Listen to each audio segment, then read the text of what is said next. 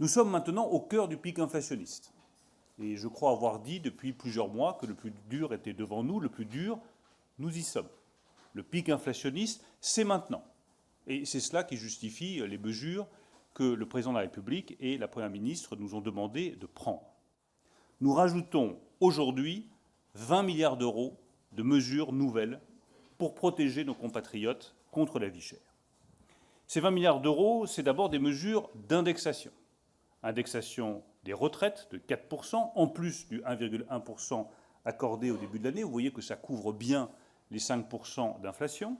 Revalorisation du point d'indice des fonctionnaires dont parlera le ministre tout à l'heure.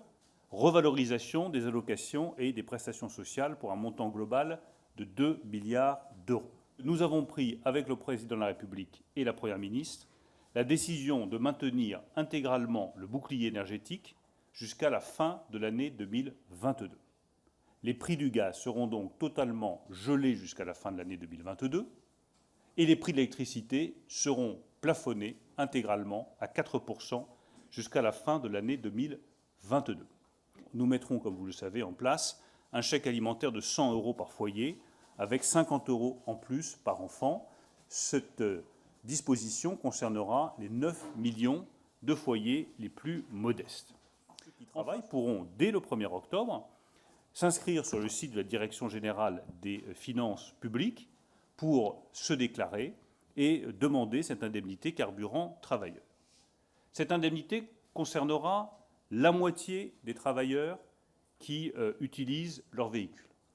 La moitié des travailleurs seront concernés, c'est-à-dire des travailleurs modestes, mais aussi les classes moyennes. Ça représente environ 12 millions de foyers.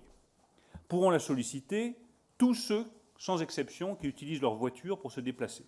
Ça peut être des salariés, ça peut être des fonctionnaires, des indépendants, mais aussi, j'insiste là-dessus, des jeunes en alternance. L'indemnisation sera de 200 € pour les déciles 1, 2 et 3 et de 100 € pour les déciles 4 et 5, puisque cette indemnisation couvrira jusqu'au 5e décile. Nous avons également rajouté une majoration de 50% pour tous ceux dont le travail est à plus de 30 km de leur lieu d'habitation.